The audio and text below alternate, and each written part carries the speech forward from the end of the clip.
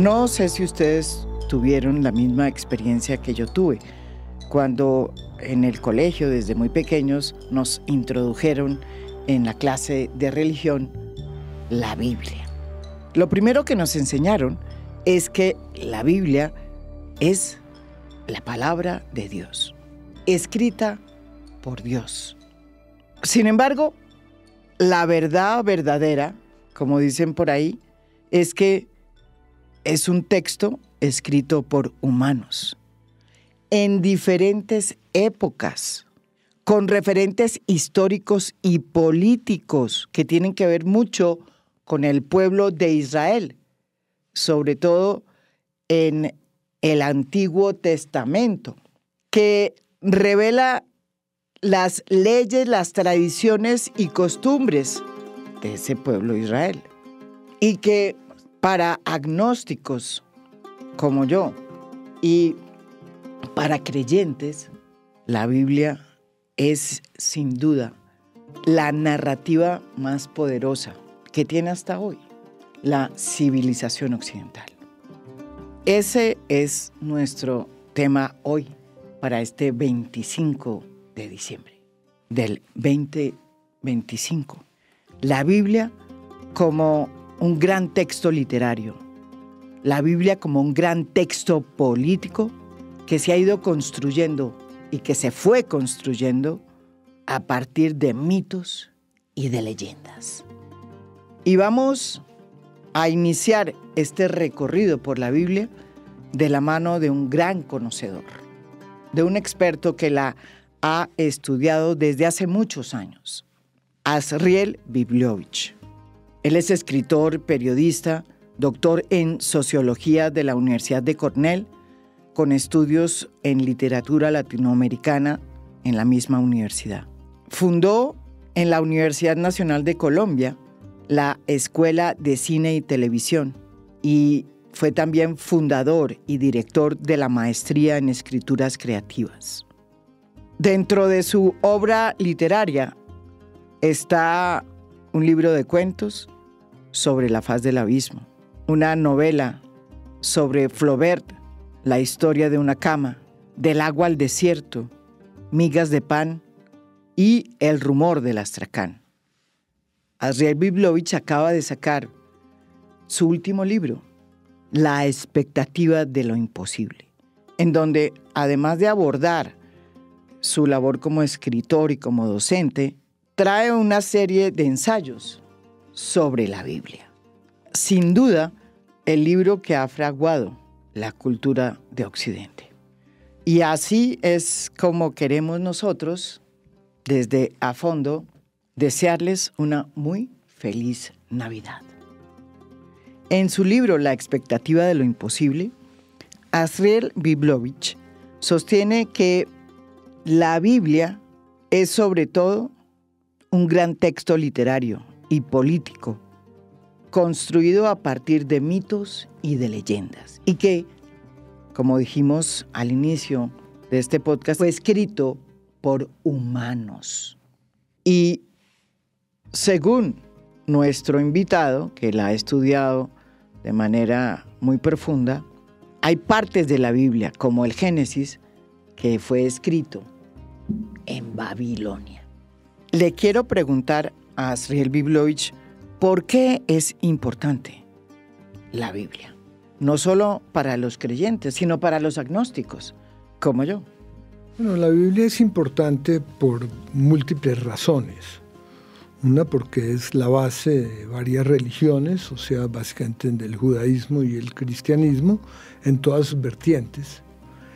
Pero además tiene que ver con dos grandes tradiciones, o dos grandes religiones que tienen una raíz común, pero que en determinado momento se separan, ¿no? Y se alejan. Sin embargo, es curioso porque la gente tiende a creer que la Biblia es la palabra de Dios. Y sin embargo, Dios es el personaje que más cambia a lo largo de toda la Biblia. No es lo mismo el Dios del paraíso, que el Dios de los patriarcas, ni es el mismo que el Dios de los jueces, ni es el mismo el Dios de los sacerdotes, ni es el mismo Dios de los reyes. Y cada uno cambia y tiene su visión de lo que es Dios, y Dios va evolucionando con el tiempo. La idea de un Dios único, pues sí, el monoteísmo cree en un Dios único, pero a la hora de la verdad tiene sus variaciones, sus cambios y el cómo se hablaba de él. Por ejemplo, cuando están los reyes, ya los dioses tienen corte celestial, de la misma manera que los reyes. En la época del paraíso, Dios caminaba desnudo con Adán y Eva. En la época de Moisés sube a la montaña y el Dios es un Dios de fuego, un Dios que se aparece en una zarza ardiente. O sea que cada una de las épocas históricas va cambiando la visión de Dios. El de Isaías, por ejemplo, ya es un Dios donde todo es, o sea, el futuro es un mundo donde el lobo y el corderito van a estar juntos. Bueno, son varias las visiones que hay de la divinidad y tanto de lo que será el mundo cuando Dios de verdad vuelva a recoger nuestra realidad y se vuelva la realidad de todos los hombres. Ahora, hay que entender una cosa. La Biblia es ante todo un texto mitológico. Es un texto de fábulas y leyendas que se han ido entretejiendo y que se han ido armando. Ahora, muchos dirían o creerían que la gran mayoría de estas historias nacen en Israel. Y bueno, sí, hay indiscutiblemente historias que nacieron ahí. También está la conquista de la tierra prometida. También hay una serie de elementos, pero la Biblia comienza con 5 libros, que son libros también, también legales, históricos y al mismo tiempo mitológicos. La primera parte, que es básicamente el Génesis, fue escrito en Babilonia. Gran parte de las leyendas, esas leyendas del paraíso, aún en el paraíso nos cuentan que se daba entre el Tigris y el Éufrates. O sea, más aún nos lo ubica en la mitad de Babilonia. Hay un personaje en la Biblia que no es central, pero que aparece una vez en Isaías 34:14. Lilith, una criatura nocturna, en ruinas, un búho, una especie de demonio, según la traducción. Fue la primera esposa de Adán, según lo hemos podido constatar en los textos judíos, que se rebela contra Adán por buscar igualdad y termina abandonando el Edén, convirtiéndose después en un espíritu demoníaco, peligroso, madre de demonios y figura de lujuria y rebeldía. Asriel, ¿cómo es el mito de Lilith? El mito es que ella fue la primera mujer de Adán, antes que Eva. Pero el gran problema fue que ella no quería someterse a Adán y por lo tanto en el momento en que Adán la quiere poseer en la posición del misionero, ella se rebela y decide que no, que ella tiene que estar arriba y de todas maneras lo rechazan y entonces evidentemente ella termina volándose, yéndose y entonces abandona de alguna manera a Adán. Pero también se vuelve un demonio negativo porque se robaba a los niños en las cunas y hacía todo tipo de cosas. Pero hay que entender que estas son historias mitológicas, historias que vienen de una tradición oral entre los diferentes también comentaristas de la Biblia. Los rabinos se sentaban muchas veces a comentar y inventaban historias. Y esas historias y leyendas y mitos han ayudado a armar de alguna manera lo que hoy en día conocemos como la Biblia. Es decir, que Lilith, por haber desafiado la cultura patriarcal, termina castigada y convertida en un demonio. Un mito que sigue siendo muy vigente, aunque los derechos sexuales y reproductivos de las mujeres hayan ido avanzando desde entonces. En su libro, La expectativa de lo imposible, Ariel Biblovich habla sobre los ángeles. Abre comillas. Jorge Luis Borges, en un pequeño ensayo sobre los ángeles, decía que la imaginación de los hombres ha creado tritones, hipogrifos, quimeras, dragones, aves fénix, unicornios, cíclopes, basiliscos, leviatanes, faunos, para mencionar solo algunos de los seres extraordinarios que hemos concebido. Curiosamente, dice Biblovich, todos ellos han desaparecido, salvo los ángeles. Y los ángeles en la Biblia, o en las Biblias, porque hay muchas Biblias, como vamos a entender aquí en este podcast, aparecen al comienzo del Pentateuco. En el libro de Job, capítulo 38, 7, cuando Dios habla entre un torbellino y recuerda el principio del mundo y nos dice que lo hizo con la aclamación unánime de los astros de la mañana y los vítores de los ángeles. Y nos da un ejemplo. Cuando Dios expulsó a Adán y Eva del paraíso, en la puerta ubicó a un ángel con una espada flameante. Sin embargo, en el texto original en hebreo nos habla no de un ángel, sino de un querubín, una figura que es superior a un ángel. Y como lo plantea aquí en este podcast, tanto los ángeles como los arcángeles y los serafines, pues todos vienen de los mitos de Babilonia. Los ángeles eran de menor categoría, eran más populares y eran reconocidos como los mensajeros de Dios. En hebreo, los querubines y los serafines son seres diferentes a los ángeles, mucho más fantásticos y extraordinarios. Y según Biblovich, los querubines y serafines pues tienen una categoría superior a la de los ángeles en la burocracia celestial, pero los ángeles son los que hacen los mandados y los querubines y serafines se quedan en la oficina o en la corte celestial y pocas veces bajan a la tierra. Como bien lo plantea aquí Biblovich, este mito de los ángeles, de los serafines y de los querubines viene de Babilonia.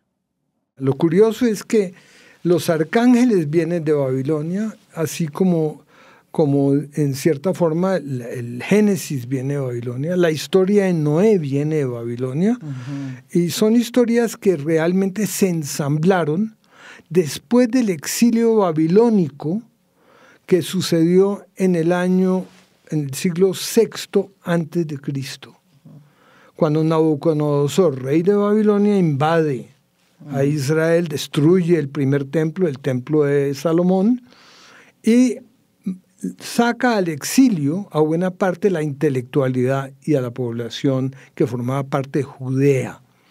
Hay que entender que la historia de Israel es muy compleja, viene desde muchos años atrás, y la primera vez que hay una gran división y que se divide el país en dos es después del gobierno del rey Salomón. Todo el mundo habla del rey Salomón como un hombre sabio, y yo creo que toda la historia de la mamá y el niño que van a partir en dos y todo eso, y que él decide, no, voy a escoger quién, la una dice que no lo partan, y la otra dice, sí, no importa, pártanlo en dos. Entonces él escoge a la otra, a la mamá, que era como la verdadera mamá. Es un mito de legitimación, era para decir, bueno, este era un buen rey, era un verdadero sabio. Sin embargo, la gran pregunta que uno puede hacer es que qué tan sabio podía ser un hombre con 1000 mujeres, porque tuvo 700 esposas y 300 concubinas. Y además todo esto generó grandes problemas sociales. ¿Por qué? Porque para el norte, para lo que se llamaron las ciudades del norte, él regaló o negoció, porque en esa época los matrimonios eran negociaciones, le daba ciertas ciudades Armando para armar este gran harén, que era el que le daba poder y el que le dio gran fortaleza a él como personaje histórico. Entre ellos, la reina de Saba, la hermosa reina de Saba, que es todo un mito. La leyenda alrededor de esta gran mujer, llamada Bilquis, Astarte o Maqueda, según las tradiciones etíopes se mantiene hasta nuestros días. El Corán, la Biblia y el Quebra-Nagast, el libro sagrado etíope, refleja el encuentro con el rey Salomón hace unos 3000 años. Muchos artistas y escritores de diversas culturas han fantaseado con estos episodios e incluso el cine ha recogido parte de esta leyenda en películas como El rey Salomón y la reina de Saba. Saba fue un país muy rico, avanzado en técnicas agrícolas, que comerciaba con incienso y especias, oro y piedras preciosas. El rey Salomón, que oyó hablar de la reina de Saba, joven, poderosa y rica, además de sabia como él, quiso conocerla y la llamó a su palacio de Jerusalén. Corrió el rumor de que la reina tenía un terrible defecto en sus extremidades. Unos decían que tenía una gran pilosidad en sus piernas, otros que tenía pies de cabritillo. El rey Salomón ideó entonces una estratagema para conocer mejor los problemas de Saba, encharcando una de las estancias que debía atravesar la reina y que le obligó a descalzarse y a levantar sus vestimentas, quedando a merced del rey Salomón. El rey ayudó a solucionar sus problemas con un ungüento depilatorio de cal apagada y cenizas. La reina de Saba se quedó varios meses junto al rey Salomón, sosteniendo largas conversaciones y jugando a muchos acertijos, poniéndose a ambos a prueba. Sin embargo, la reina no pudo resistir los encantos del rey Salomón y cayó. Ambos engendraron a un niño, Menelik, que fue ungido en Israel como rey de Etiopía. Aunque la historia y la arqueología han demostrado que en efecto la reina de Saba sí existió y que gobernó desde las profundidades del desierto y que su imperio se extendió hasta el sur de Arabia y hasta el Cuerno de África, la reina de Saba sobrepasó la historia porque se elevó a la reina de Saba sobrepasó la historia y se convirtió en un mito. La que escribió un bello libro sobre la reina de Saba fue Laura Restrepo, que de verdad vale la pena que lo conozcan, Canto de Antiguos Amantes, y es un libro extraordinario. Pero el rey Salomón también es el que edifica, el que construye el templo de Salomón. Pero el templo de Salomón resultó inmensamente costoso y claro, también después le cargó la mano a los pueblos del norte. Hay que entender que Israel vivía dividido. En el norte eran moseítas y en el sur eran aronitas. Sí. Y esto es como Bolívar y Santander, con ambos siendo padres de la patria, pero con diferentes tendencias y diferentes miradas.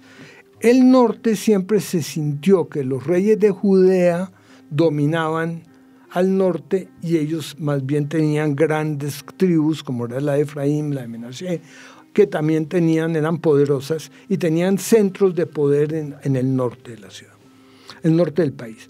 De todas maneras, cuando empieza a haber un gran dilema ahí, y es cuando sube Roboam, el hijo de Salomón, y le carga la mano todavía a los impuestos en el norte, y el norte se rebela y se divide el reino en dos reinos, el reino de Israel y el reino de Judea.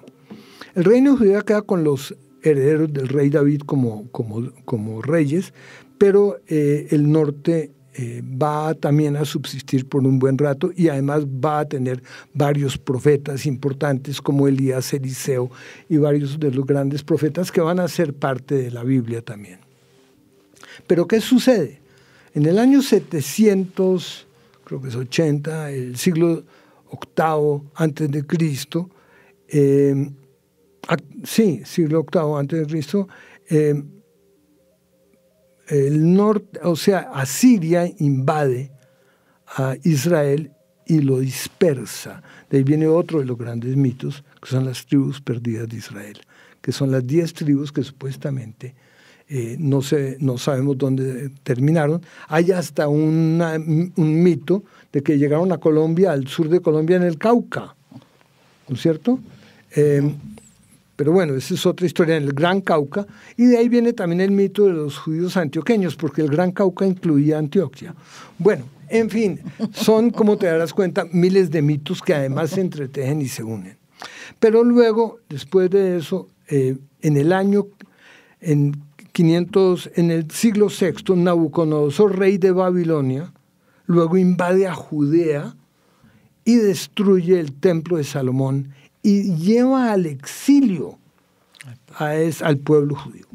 ¿Qué pasa con eso? En primer lugar, cuando se destruye el norte, pues muchos de los israelitas del norte se fueron al sur, se fueron a Judea, pero al fin y al cabo era la misma religión, claro. Y vinieron. Y llevaron sus libros, llevaban sus crónicas de quiénes habían sido sus reyes, de cómo había sido la cosa. Llevaban todas sus visiones, visiones diferentes, porque además tenían en un momento determinado diferentes formas para nombrar a Dios. En el sur lo llamaban Jehová y en el norte lo llamaban Elohim. Entonces también hay ese elemento muy curioso de las dos versiones de una misma historia, porque los unos eran moseitas, los otros eran aaronitas, y cambiaban las versiones de la historia. Por ejemplo, para darte un ejemplo, una de las cosas que cuando uno lee la Biblia con cuidado y la lee, de pronto encuentra lo que se llaman los dobletes, que son la misma historia contada de la misma manera, pero con diferencias. ¿Qué es lo que pasa con los dobletes? Por ejemplo, en un doblete aparece que Noé manda a la paloma y que era 40 noches. En la otra es un cuervo y el tiempo es diferente. O sea, cambian las cosas, son diferentes. Es la misma historia, pero contada con diferencias. Estos dobletes marcaron lo que se ha llamado, lo que después los investigadores bíblicos llamaron la hipótesis deuteronómica, que era cómo era que se ensambló de alguna manera la Biblia. La palabra Biblia proviene de biblos, que significa libros en griego. Y según Bibliovich, es importante recordar que también se debe al nombre del papiro o biblión, porque los libros se hacían en rollos de papiro y la Biblia y su historia tiene mucho que ver con rollos. ¿Y quiénes escribían esos rollos? Pues evidentemente no fue Dios, como nos enseñaron en el colegio, la palabra de Dios, escrita por Dios. La Biblia, como bien, repito, lo dice aquí el experto Asriel Bibliovich, fue un producto humano. La verdad es que esto es un producto humano, y por eso y se nota por la forma que está redactado, porque también los lenguajes cambian. De acuerdo con la época, el lenguaje cambia. Y por eso las investigaciones lingüísticas fueron muy importantes para poder descubrir de qué época pertenecía cada uno de los textos. Realmente se le atribuye a Moisés los primeros 5 libros de la Biblia, pero a la hora de la verdad Moisés no pudo haber sido su autor, porque sabemos que en Génesis hay unas genealogías que son posteriores al mismo Moisés y que Moisés no lo pudo haber conocido. Sabemos que el libro de Deuteronomio lo descubren en el templo de Jerusalén en el siglo VI antes de Cristo, y que de todas maneras es el comienzo de los famosos manuscritos escondidos, pero que era un manuscrito de reforma, y se lo atribuyen a Moisés, pero evidentemente surgió bajo el reinado del rey Josías, y en la época de Jeremías. Entonces es muy claro, evidentemente es un libro escrito de otra manera y de otro estilo a los libros que le preceden. Por lo tanto, se ensambló de otra manera. Bueno, eso en términos del libro del Pentateuco. Bueno, pero los jueces tenían diferentes autores del Antiguo Testamento, se supone que los diferentes profetas escribieron, Isaías escribió Isaías, Jeremías escribió Jeremías. Bueno, pero miremos a Isaías un minuto. Pero es que los Isaías, si uno mira rápidamente todas las profecías de Isaías, descubren 250 años. Por lo tanto, no pudo haber sido un ser humano, era una escuela. Y la gran mayoría de los profetas tenían discípulos y escuela.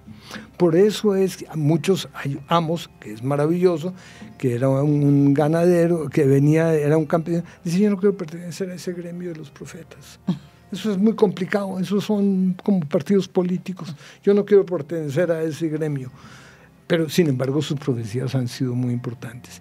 Ahora, lo que han llamado los profetas menores no tiene nada que ver con que ellos sean menores, sino que son 12 profetas que quedaron en el mismo rollo, porque lo que pasa es que la Biblia se escribió en rollos, y cuando fueron a unir los rollos, por eso el Pentateuco son 5 rollos, cuando fueron a unir los diferentes rollos, pues quedaron armados de diferente forma, pero eran rollos además continuos, sin puntuación.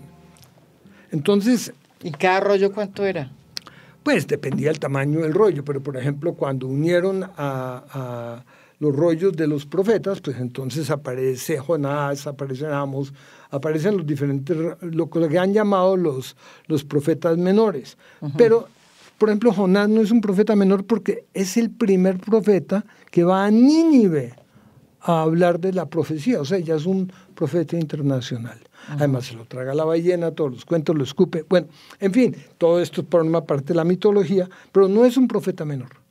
Es un profeta que va al exterior, rompe con la idea de ser solamente un profeta nacional, ¿no? Lo que nos cuenta Azriel Biblovich es que los rollos originalmente fueron de múltiples tamaños y contenidos, y la Biblia pues estaba compuesta por un conjunto de rollos, y que estos fueron escritos por varios de los profetas y sus escribanos, porque cada uno tenía un equipo inmenso de escribanos que iban registrando los mitos, las leyendas y las historias.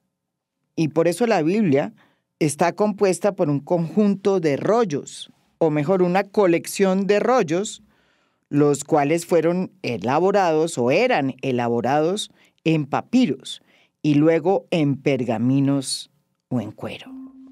Que iban escribiendo lo que ellos mismos decían, lo que los grandes profetas decían. Ahora, ¿qué es lo que pasa básicamente con estos autores? Pues se recopilaron sus libros, ¿no? Y ahí es, cuando llegan a Babilonia, después de Nabucodonosor, rey de Babilonia, llegan con sus libros. Y ahí es donde se ensamblan, pero están en Babilonia. Y oyen unas historias fantásticas, como la historia del paraíso y de Adán y Eva. Entonces es una historia babilónica que entra de nuevo al canon, así como la de Noé. Qué maravilla de historia la de Noé, con su arca y con el diluvio. Y claro, ¿hubo diluvio? Pues parece que sí hubo inundaciones y una serie de elementos que marcaron una época, pero son mitos que se van uniendo a la historia, ¿no? Son mitos babilónicos que se van a entretejer o van a entrar a la Biblia, como también van a ser los ángeles. Los ángeles, cuando aparecen con alas, son babilónicos, pero los anteriores no. Además, la historia de los ángeles es absolutamente fantástica. Porque, por ejemplo, cuando aparece la primera aparición de los ángeles, que vale la pena contar esta historia, es en Sodoma y Gomorra. Y se ha creído que la historia de por qué se destruye en la Biblia, por qué la Biblia habla de la destrucción de Sodoma y Gomorra, porque supuestamente eran perversos, porque profanaban todo, pero no solamente eso, por sus ambiciones sexuales, por todo había una degeneración social muy grande. Bueno, eso es un poco parte del mito, pero no del todo. Una de las razones por las cuales Dios decide destruir a Sodoma y Gomorra tiene que ver porque mandó a 2 ángeles a ver cómo era lo que estaba pasando en Sodoma y Gomorra. Estos ángeles eran personas común y corriente, y que entran, ¿y qué es lo que pasa? Los empiezan a acosar y los empiezan a molestar, y de alguna manera ellos, como extranjeros, los empiezan a molestar y a perseguir. Los únicos que los refugian es Labán y su señora. Y por lo tanto, los esconde ahí y los protege. eran seres comunes y corrientes, pero eran ángeles. Ellos, Labán, no sabían que eran ángeles, pero Dios va a proteger a Labán y a su señora. Y le va a decir, voy a destruir Sodoma y Gomorra, salgan ustedes, pero les pongo una condición, no se volteen para atrás. Entonces la mujer de Labán se voltea y se vuelve una estatua de sal. Sara. Exacto, se vuelve una estatua de sal. Pero lo bonito de la historia era que ellos protegieron a unos extranjeros, por lo tanto, unos inmigrantes, y que Dios iba a destruir la ciudad porque ellos no fueron, porque la ciudad no protegía a unos inmigrantes. Ojalá Trump oyera estas historias y pudiera reflexionar sobre ellas. Pero bueno, de todas maneras, hay otros momentos en que los ángeles, en las primeras historias o narraciones sobre los ángeles, aparecen básicamente, por ejemplo, en el caso de Abraham y de Sara, cuando los ángeles vienen, para que veas cómo también vienen, sucios y hambrientos, y entonces Abraham y Sara los recogen, les dan de comer. Y los ángeles le dicen a Abraham, a la edad de 100 años y Sara a la de 90, que iba a tener un hijo. La otra se atacó de la risa porque sabía que ya no menstruaba, y por lo tanto Isaac se llama Itzhok, la que se rió. Y es uno de los pocos momentos en toda la Biblia que alguien se ríe, porque la Biblia es un texto muy, muy serio, muy trascendental, pero en ese momento Sara se ríe. Luego volvemos a encontrarnos con ángeles comunes y hombres comunes y corrientes en el sueño de Jacob. Porque en el sueño de Jacob los ángeles tienen que subir una escalera. Entonces, si tuvieran alas, ¿para qué necesitan una escalera? Entonces, de nuevo, tenemos eso. Además, él pelea con un ángel que le corta el talón, ¿no es cierto?, a Jacob, que es muy famoso. Así que hay un periodo donde los ángeles no tenían alas, eran seres humanos común y corriente. Pero después de Babilonia, claro, después de que ellos habían visto todo lo que tenía que ver con los lamasú, ¿no es cierto?, que son los toros alados, que tenían cuerpo de toro, cabeza de hombre, cabeza humana y alas de águila, porque eran figuras que las alas para que se elevaran si eran sabios, ¿no? Pero en el fondo eran animales, pero podían ser como reyes, y era la cabeza de los reyes, los que básicamente primaban ahí. También estaba el Shedú, que eran humanos por encima, toros por debajo, también con cuernos y alas.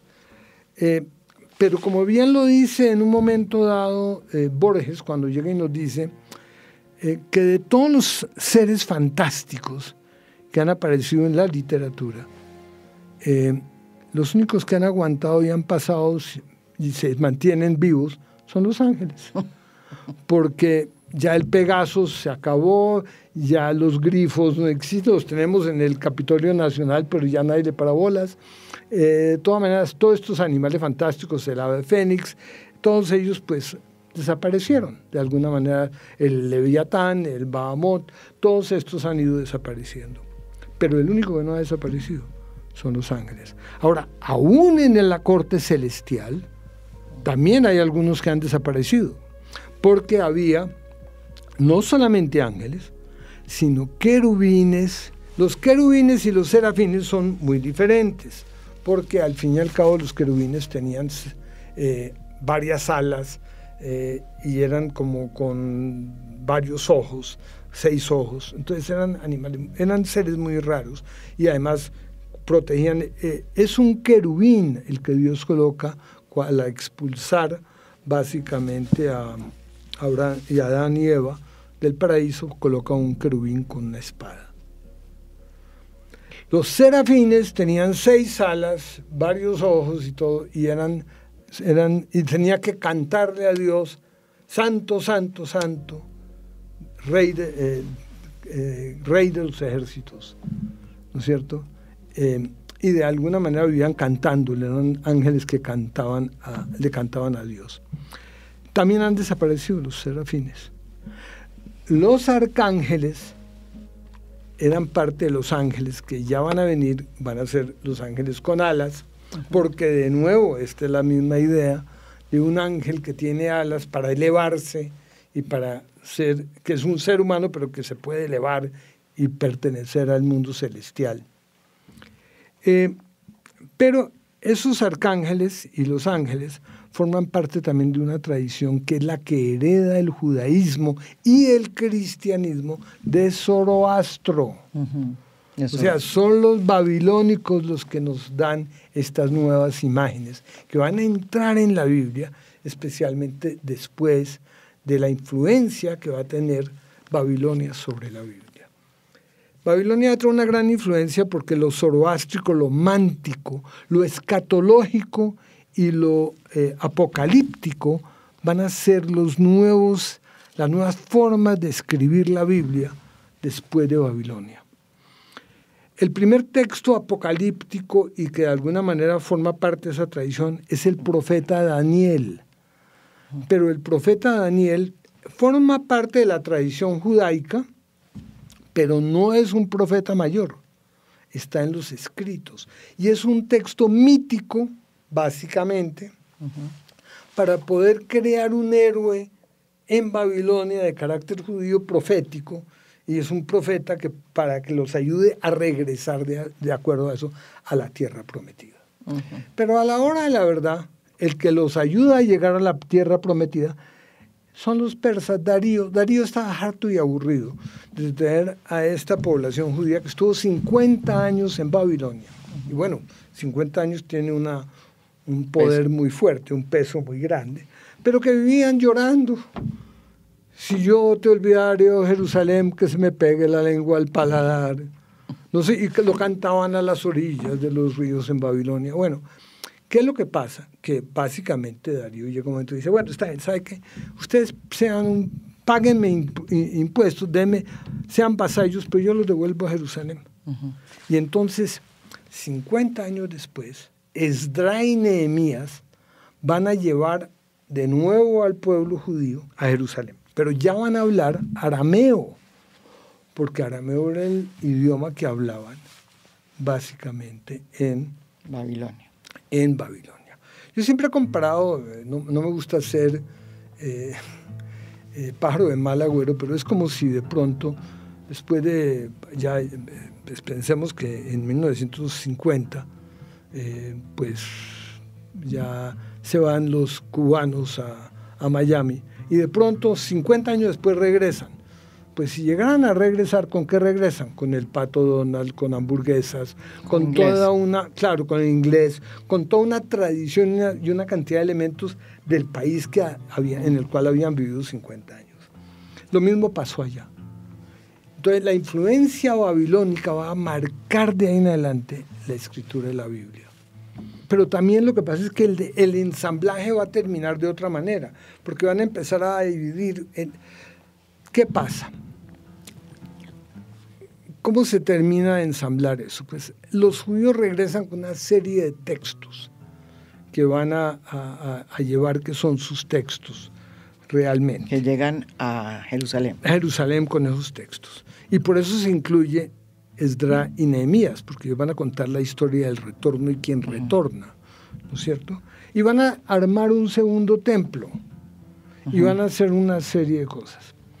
De todas maneras, regresan con las dos tradiciones. Entonces, Esdras, que es el redactor que va a redactar, hace por primera vez una redacción del Pentateuco, donde une estas historias babilónicas y las historias de los dos, va a colocar otros elementos, ¿no es cierto?, que va a ser los textos que vienen posteriormente, algunos de ellos editados claramente por Jeremías, ¿no es cierto? Y luego van a venir también los profetas, Reyes, Crónicas 1, Crónicas 2, y por último van a estar los sapienciales.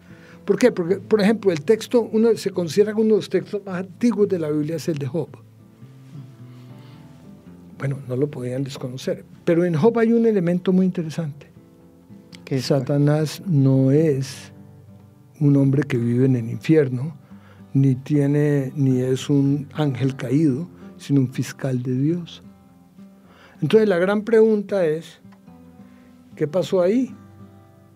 Y vas a ver que en el Antiguo Testamento, lo que se ha llamado el Antiguo Testamento, hay muy pocas referencias a Satanás.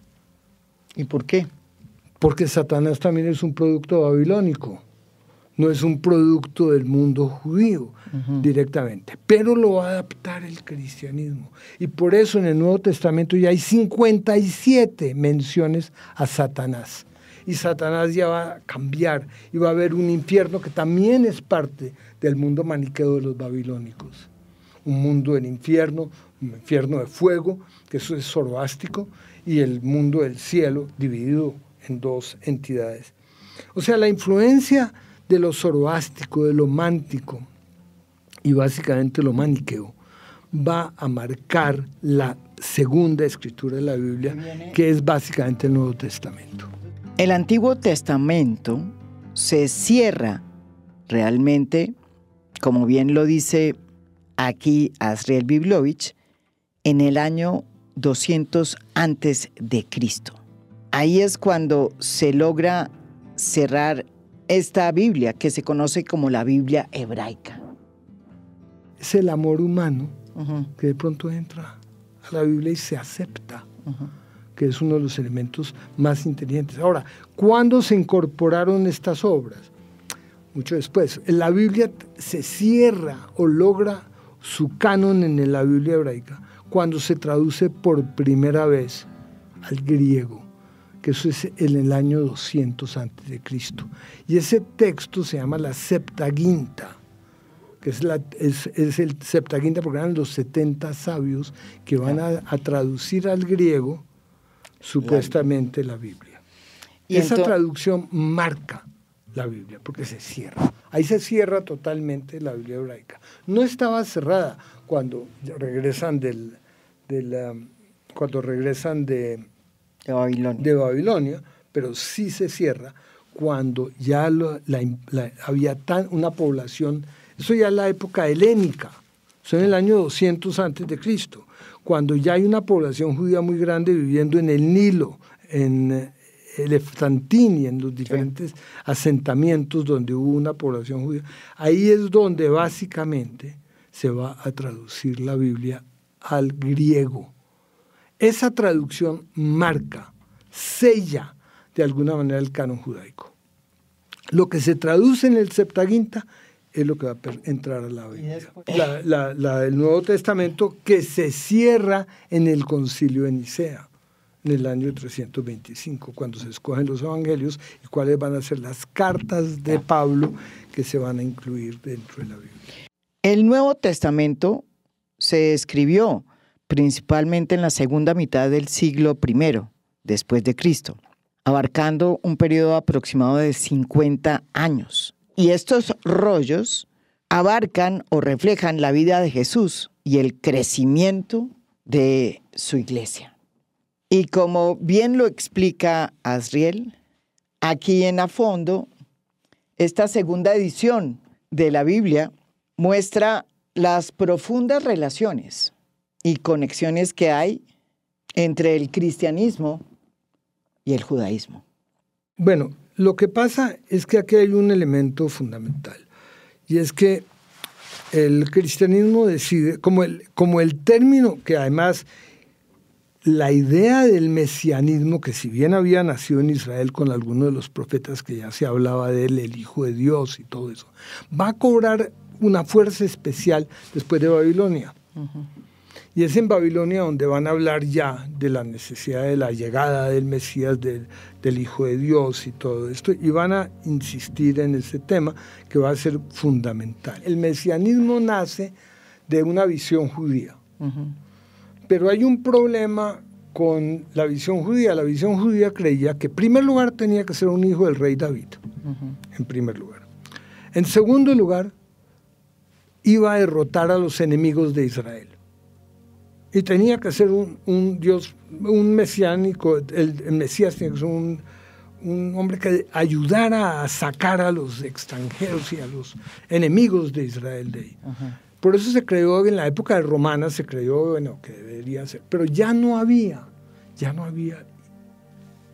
hijos del rey David, porque el rey David cuando salen de Babilonia, vienen con Zorobabel, que es el último descendiente del rey David. No. Y supuestamente le ayuda a construir el segundo templo. Pero de ahí en adelante no hay trazo de quiénes son los herederos del rey David. Pero como Isaías dice que el Mesías tiene que ser hijo del rey David, ahí viene el problema.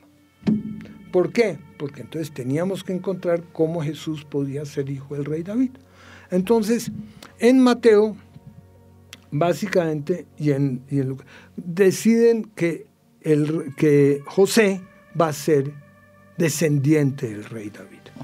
Pero yo siempre he dicho que hay dos problemas muy graves con esa genealogía. En primer lugar, pues es una genealogía inventada, como es lógico y como muchas de las está. Pero, entonces, ¿dónde va a nacer?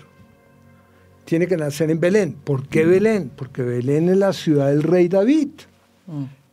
Es la ciudad donde el rey David nació. Pero sucede que si Jesús hubiera nacido en Belén, sería belemita. Pero lo llaman Jesús el Nazareno. Y lo que pasa es que Nazaret era un pueblo insignificante en el norte de Israel. Entonces no podía ser. Entonces lo tienen que poner a nacer en Belén. Lucas decía, pero fue en Nazaret. Nació realmente en Nazaret. Y no nació en un pesebre. ¿En dónde nació? No sabemos, no tenemos la menor idea, porque eso no se reporta. El que se inventa el pesebre es Lucas. Y lo pone a nacer en un pesebre. Pero al principio, de acuerdo con Lucas, no eran ningunos magos ni reyes magos los que vinieron a verlo, sino unos pastores común y corriente. Y hasta ahí sabemos. Pero en Mateo decide que vinieron unos magos.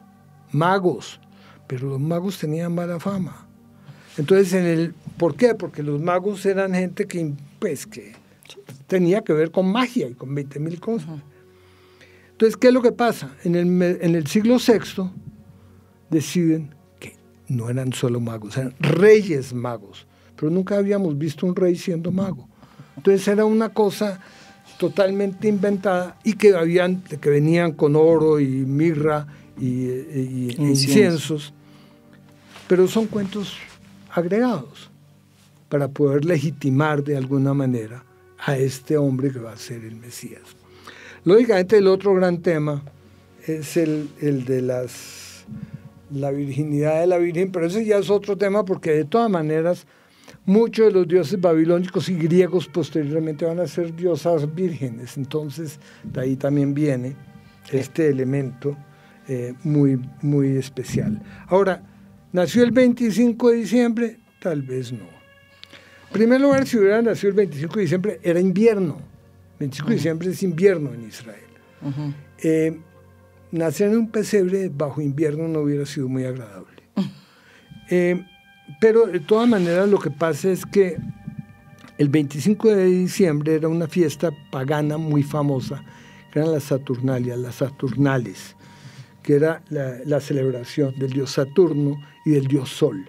¿Por qué? Porque el Sol el 21 de diciembre desaparece del horizonte en el norte, en el hemisferio del norte.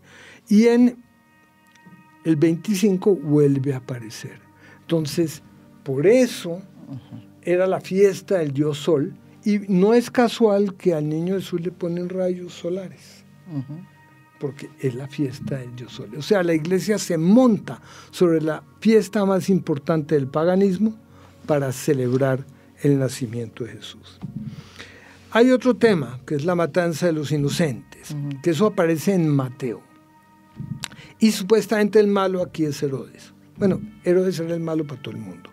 Para los romanos era malo porque era judío. Rey Herodes. Era un sacerdote judío y era además Asmodeo, o sea que venía de los macabeos, que eran los que básicamente reinaban en ese momento de Israel, que ya no había, lo que no había era descendencia del rey David.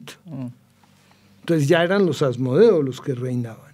Y Herodes era un Asmodeo porque se había criado en Roma.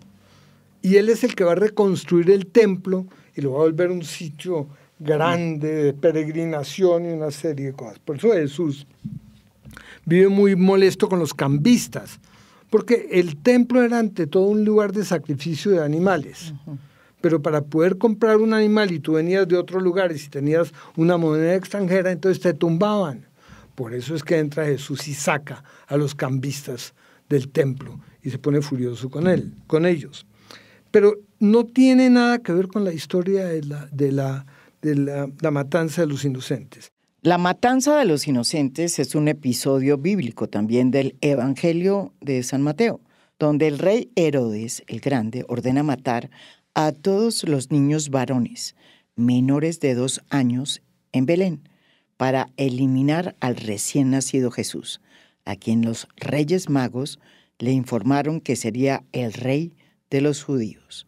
Este evento se conmemora en el cristianismo el 28 de diciembre y se le conoce como el Día de los Santos Inocentes. Y ha sido un tema recurrente en el arte, en obras de Rubens y Bruegel, que a menudo lo trasladan a contextos contemporáneos como crítica social. Según Bibliovich, la matanza de los inocentes también es otro gran mito, porque ni siquiera el historiador más famoso de Roma, Flavio Josefo, la registró. Lo que pasa es que Mateo quiere convencer al pueblo judío que Jesús es su nuevo Mesías. Entonces, para convencer al pueblo judío, tiene que demostrar que él es como Moisés. Ya. Entonces, así como en la historia de Moisés mataron a los primogénitos, en el caso de Herodes va a mandar a matar a los inocentes. Pero tú sabes que ya en el siglo I hay un historiador muy famoso que es Flavio Josefo. Flavio Josefo también es un personaje muy raro porque, como dice su nombre, Flavio era básicamente un romano, un judío romanizado. Pero él es el primer gran historiador con Heródoto. Si Herodes hubiera hecho una matanza de los inocentes, Flavio Josefo lo hubiera documentado, porque documenta todo lo que pasó en el reino de Herodes. Por lo tanto, si él no lo dice, no pasó. El único texto que habla de la muerte de los inocentes es la de Mateo, que es un evangelista interesado en convencer al pueblo judío que básicamente Jesús es el nuevo Mesías. Por eso tiene 5 partes, al igual que el Pentateuco. Por eso sube a la montaña para el sermón de la montaña, de la misma manera que Moisés. Por eso la historia de los santos inocentes. O sea, todo esto tiene que ver directamente con la idea de convencer al pueblo judío que él básicamente es el nuevo Mesías. Con Lucas ya es diferente. La genealogía de Mateo comienza con Abraham. La genealogía de Lucas comienza con Adán y Eva. Lucas está hablándole a los gentiles, el otro le está hablando a los judíos. Entonces, son 2 tipos de esto. Ahora, ninguno de los evangelistas conoció a Jesús. Ninguno. Marcos, ninguno. Marcos fue el más temprano de todos ellos y escribe más o menos, por temprano que esté escribiendo, lo está haciendo en el año 70 después de Cristo, porque es el momento en que se destruye el templo de Jerusalén. Y eso ya son por lo menos, ¿qué te digo yo? Mínimo 40, 50 años después de Cristo. Y es el más temprano. Y es muy curioso el texto de Marcos, porque el texto de Marcos es muy problemático para la iglesia, y por eso casi nunca se oye en las iglesias. ¿Por qué? Porque, por ejemplo, Jesús se arrodilla frente a Juan el Bautista. Bueno, si Jesús es el nuevo Dios, ¿cómo se va a arrodillar frente a un hombre? Porque el texto dice en un momento determinado, y Jesús iba a hacer un milagro y no le salió. ¿Cómo así que a Dios no le salió un milagro? Entonces es un texto muy problemático. Al final no termina realmente con la resucitación de Jesús, eso se agrega posteriormente. En el medioevo agregan todos esos elementos. Siglo VI, VII, en parte, en ese libro en concreto. Lo que pasa es que los libros se escriben en diferentes periodos. El de Mateo, por ejemplo, el más antiguo, que es Marcos, se supone que era discípulo de Pedro. Pero Mateo ya es posterior, es un poco más allá, y como te digo, con un propósito de convencer a los judíos, pero no lo logra, y de todas maneras, no lo logra por muchas razones, porque la cruz era una muerte romana, pero era una muerte que se veía como maldita en el mundo judío. Y había otro elemento muy particular, era que en el mundo judío el de Mesías venía para liberarlos, no para sufrir, porque en el judaísmo tampoco había una lógica de venir a sufrir. Entonces había muchas razones por las cuales el judaísmo le costó trabajo entender el mensaje de Jesús, aun cuando hay, sin lugar a dudas, grandes filósofos posteriores del judaísmo, como por ejemplo Spinoza, van a alabar los mensajes de Jesús y los va a considerar una figura prestante, un rabino importante. Bueno, Lucas está ya hablando para el pueblo en general. Y por último, el último de los textos, que es el más importante, que es el de Juan. Se supone que en teoría es de Juan el Zebedeo, pero Juan de Zebedeo, de acuerdo con los textos de los Hechos de los Apóstoles, era un analfabeta, por lo tanto no pudo haber escrito el más limpio y puro de los textos del Nuevo Testamento. Del Nuevo Testamento. Y lo hace, más o menos se calcula que entre 100 y 150 años después. Y se dice que es Juan el Anciano, un hombre romano, el que realmente lo escribe. Sí. El Nuevo Testamento se cierra definitivamente cuando se escoge el canon cristiano en Nicea, en el año 325 después de Cristo. ¿Cuándo se escoge el canon cristiano? En Nicea, en el año 325 después de Cristo. Ahorita el Papa acaba de estar en Nicea, en Iznik, sí, para celebrar los primeros concilios ecuménicos y los primeros concilios cristianos. Entonces, si uno mira bien qué es lo que estaba pasando, pues es claro que sí, no había que escoger unos textos. ¿Por qué? Porque había más de 50 textos apócrifos. Ah, caramba. Y entre los apócrifos había textos muy importantes como el de Tomás, que se supone que tenía frases que se le atribuían a Jesús. ¿Cómo cuáles? No te puedo decir exactamente cuáles, pero son frases, son básicamente frases. El texto está hecho por frases, pero se dicen que algunos eran auténticos. Ya hay otros que eran ya, por ejemplo, había un apócrifo sobre el matrimonio de Jesús. Había un apócrifo sobre... O sea que Jesús se casó. De acuerdo con los apócrifos, sí. Pero, ¿se casó con quién? Pues no ¿Con María Magdalena? Claro. Se dice que había, y también había un apócrifo sobre María Magdalena. O sea, hay diferentes tipos de apócrifos, ¿no es cierto? ¿Qué es lo que pasa? Que en principio...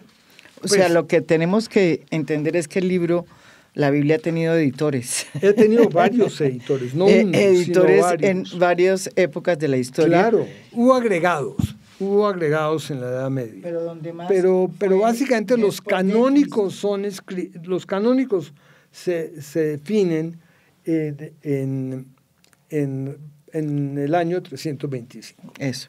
Entonces ahí se escogen los cuatro evangelios canónicos y las cartas de Pablo. Ahora, muchas de las cartas de Pablo también están en discusión, si eran de Pablo, si no eran de Pablo, la misma cosa. O sea que es mucho más compleja la historia de la Biblia de lo que nosotros imaginamos. Y mucho más compleja quiere decir mucho más mítica también. Porque son muchos los elementos que vienen detrás y muchas las historias que se van a entretejer posteriormente. Por ejemplo, una de las razones por la cual muchos de los evangelios apócrifos no pudieron entrar era porque se consideraban que eran gnósticos. Básicamente, pues... Eran periodistas. Bueno, tenían que ver con diferentes tipos de mirada. Por ejemplo, hay unos evangelios que tenían que ver sobre María y José y Jesús de niño. Y como Jesús de niño tiene poderes mágicos y puede saltar de una... Había mucha cosa que, claro, no eran interesantes. Ahora, ¿quién es el que decide qué meten y qué sacan? Pues en el Concilio de Nicea decidieron que era lo que entra al Nuevo Testamento. Ahora, el Nuevo Testamento cambia cuando aparece el protestantismo, porque el protestantismo incluye, por ejemplo, la Biblia hebraica y además incluye algunas cartas que no estaban incluidas en el otro. Entonces, el tema es complejo, el tema es muy, muy complejo. Pero, de todas maneras, lo que estamos viendo es que esto no se da de la noche a la mañana, sino que es una suma de cosas. Y los textos se van evolucionando y adaptando a las realidades políticas de cada época. Lo que hay que entender es que el texto de la Biblia, o la Biblia más que los textos, fueron evolucionando, fueron cambiando. Y que en muchas ocasiones hay textos que contradicen lo que se dijo antes o que agregan hechos o mitos que no existían antes, como ocurrió precisamente en el Medioevo, cuando aparece aún más claro el infierno. Lo que pasa es que eso ya estaba ahí con el momento en que se acepta lo que se va a aceptar es que ya los evangelios tienen un discurso apocalíptico en el sentido de que va a llegar el juicio final y entonces Jesús va pero entonces ¿cuándo viene el juicio final? Entonces ahí había una gran discusión. ¿Por qué? Porque Pablo dice que iba a venir en 70 años después de la muerte de Cristo. No llegó. Entonces, ¿qué hacemos? Había que replantear la cosa. O sea, siempre hubo estos elementos. Ahora, de todas maneras, es un texto literario, escrito en algunos momentos con gran poesía, en otros momentos con gran mitológico. Es al mismo tiempo un texto con leyendas, por ejemplo, para darte un ejemplo, la historia de David y Goliat. Claro que es una historia posterior. ¿Por qué? Porque David es un conspirador y tumba al rey Saúl. Pero entonces había que buscar una historia que lo legitimara como rey. Entonces la historia de David y Goliat es una historia inventada, pero puesta ahí en la Biblia para poder legitimar a David. A David, claro. Crearon un Goliat. Claro, David era un cantante de corte al principio, que se casa con la hija de Saúl y por lo tanto empieza a conspirar y por eso Saúl lo va odiando a lo largo de todo esto. Pero era un tipo vivísimo y un gran político, porque entendía lo que Saúl no estaba entendiendo y era que había que trabajar con los del norte y había que trabajar con los del sur. Y él sí nombra a los sacerdotes del norte, nombra a los sacerdotes del sur y trabaja con ambos. Goliat supuestamente era filisteo. Porque Israel vivía peleando con los filisteos, sí, claro.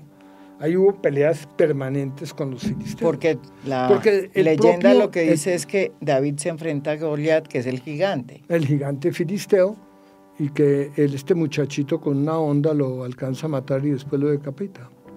¿Y realmente David era un cantante? La verdad era supuestamente cuando hace eso es un muchachito. Y luego a la hora de la verdad fue un cantante de corte. Por eso se le atribuyen los salmos. Los salmos porque eran cantos. Entonces se le atribuyen a David el libro de cantos, que es un texto poético y de cantos del rey para poder... Pero claro, cuando analizamos esos cantos, muchos no podían haber sido escritos por David porque son postexílicos.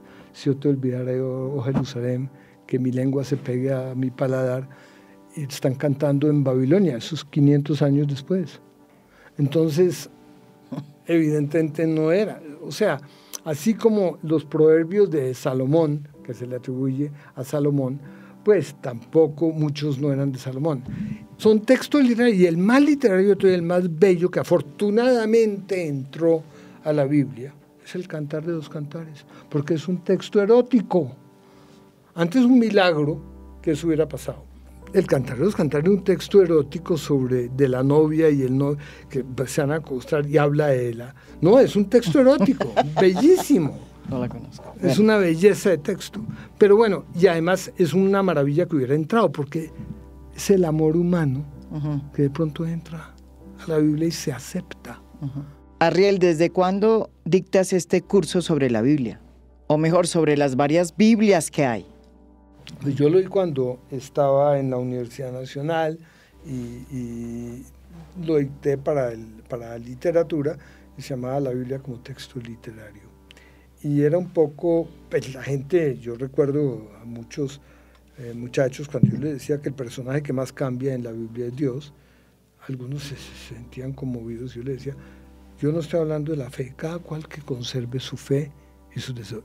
Esto tiene que ver directamente con lo que las investigaciones en los grandes centros teológicos de Europa marcaron, lo que se llama la hipótesis deuteronómica, que es básicamente cómo se escribió la Biblia. ¿En qué consiste esta hipótesis? Pues, según varios investigadores, tiene que ver con lo que hallaron muchos investigadores alemanes, que dieron cuenta de un hecho indiscutible, que en los primeros 4 libros de la Biblia, Dios aparecía con 2 nombres diferentes y además las historias se repetían, que son las que se conocen como los dobletes, de los que ya habló Asriel Biblovich. Y cuando se investigaron estos dobletes o repeticiones, el nombre de Dios que se usaba en cada una de ellas pues era muy diferente. Canetti nos dice que los escritores debemos ser custodios de las metamorfosis, y el corazón de las metamorfosis está en los mitos y en las mitologías de los pueblos. Y él alababa todos los mitos y todas las mitologías porque todas ellas son las que nos dan la nueva visión del mundo. Otro de los grandes hallazgos cuando uno empieza a hablar de la Biblia es el de que ni la Navidad, que es de la tradición cristiana, ni la Navidad judía, que es el Hanukkah, aparecen en la Biblia hebraica, es decir, la Biblia que se terminó en el Antiguo Testamento 200 años antes de Cristo. Porque cuando se cerró el canon de esta Biblia hebraica, pues el nacimiento de Jesús no se había dado, que es el que inspira la Navidad. La Navidad y el milagro de Hanukkah no aparecen en la Biblia hebraica porque sucedió después de que se cerrara el canon. Lo que pasa es que la Hanukkah aparece porque es una historia que sucede posterior, pero el prender las velas de Hanukkah sí le corresponde ya a Jesús. Y nos lo cuenta el Evangelio de Juan, porque Jesús celebra la rededicación del templo prendiendo las velas de Hanukkah. Entonces Jesús sí celebra Hanukkah, pero Hanukkah no aparece en la Biblia hebraica. Como vimos, Jesús no nació en Belén, sino en Nazaret. Y no nació en un pesebre, realmente no lo sabemos. Tampoco recibió la visita de los Reyes Magos, ni de los reyes, ni de los magos. Y también es muy probable que la matanza de los inocentes pues tampoco hubiera sucedido. Lo importante que hay que saber es que la Biblia es ante todo un texto político, además de que es un texto literario, que tiene que ver con las diferentes visiones de las épocas y de los diferentes escritores que intervinieron en su escritura y en su construcción. Y también que produjo autores míticos como Moisés, a quien se le otorga la autoría del Antiguo Testamento, pero que según todas las investigaciones, pues no lo pudo haber escrito, porque no coincidían las fechas ni los años. Otra cosa que aprendimos es que no existe una Biblia, sino muchas Biblias, y que en el fondo es una obra ensamblada a partir de diferentes épocas e intereses. Independientemente de los credos que se tengan, la Biblia también es una obra literaria, mítica, llena de ficciones y de fábulas que forjaron la cultura de Occidente. Y a lo mejor esa es la razón de que hasta hoy siga siendo el libro más vendido de toda la humanidad. En a fondo, les deseamos a todos una muy feliz Navidad.